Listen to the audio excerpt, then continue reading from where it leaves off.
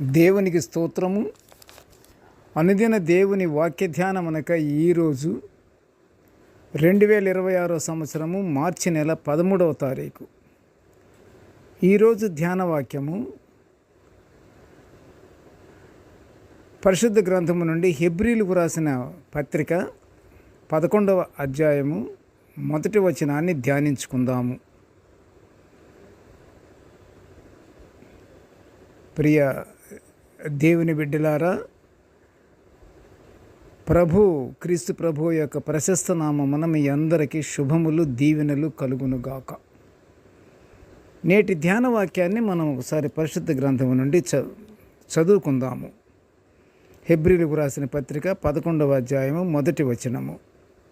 విశ్వాసమనున్నది నిరీక్షింపబడు వాటి యొక్క నిజ స్వరూపమును, అదృశ్యమైనవి ఉన్నవనుటకు రుజువునై ఉన్నది.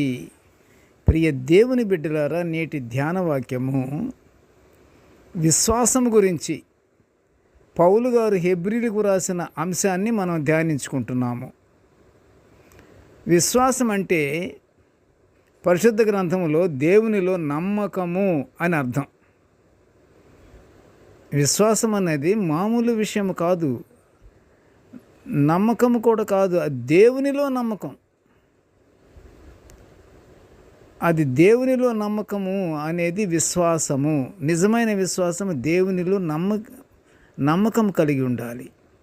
స్థిరుడును నమ్మదగిన వాడునైన దేవుని మాటలను, ఆయన కార్యాలను నమ్మడమే విశ్వాసము. దేవునితో ఈ విశ్వాస సంబంధము ప్రాముఖ్యంగా పరిశుద్ధ గ్రంథము నుండి ఆదికాండములో 15వ అధ్యాయము మొదటి వచనములో కనిపిస్తుంది. జాగ్రత్తగా మీరు చూడండి ఒకసారి. అబ్రహాము అతని భార్య వృద్ధులైనప్పటికీ వారికి కుమారుడు జన్మిస్తాడు అని దేవుడు సెలవిచ్చిన మాట ఈ వాక్యములో మనము చూస్తున్నాము. ఈ వాగ్దానము అబ్రహాము కార్యసాధకత్వం మీద ఆధారపడినవి కావు ప్రియ దేవుని బిడ్డలారా, కానీ దేవుని అపారమైన కృపా కనికరాల మీద ఆధారపడిన వాగ్దానాలే కదా ఇవి. ఇచ్చట జరిగింది ఏమిటంటే ప్రియ దేవుని బిడ్డలారా, అబ్రహాము దేవుని వాగ్దానాన్ని నమ్మాడు. అదే విశ్వాసం ఆ వాగ్దానం నెరవేరినట్లు పరిశుద్ధ గ్రంథంలో మనము చూస్తున్నాము. మన రోజువారీ కార్యక్రమాల్లో మన విశ్వాసం తగ్గుతుందని మన మనసులోనే అలారం మ్రోగిన వెంటనే అప్పొచ్చిన పౌలు గారు హెబ్రీలకు రాసిన 11వ అధ్యాయాన్ని మనము ధ్యానించుకోవాలి. ఎప్పుడు మన విశ్వాసం తగ్గుతుంది అని మన మనసులో కనిపించినప్పుడు, మన మనసులో ఎప్పుడైతే అనిపిస్తుందో మనకి విశ్వాసం తగ్గిపోతుందేమో అనుకుంటున్నప్పుడు, వెంటనే పౌలు గారు రాసిన 11వ అధ్యాయం హెబ్రీలకు రాసిన పత్రిక మనము ధ్యానించాలి.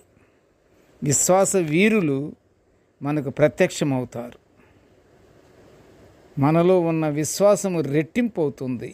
ఎప్పుడు హెబ్రీలకు రాసిన పత్రిక 11వ అధ్యాయం కానీ పూర్తిగా చదివితే మన విశ్వాసము తగ్గదు, రెట్టింపు అవుతుంటుంది.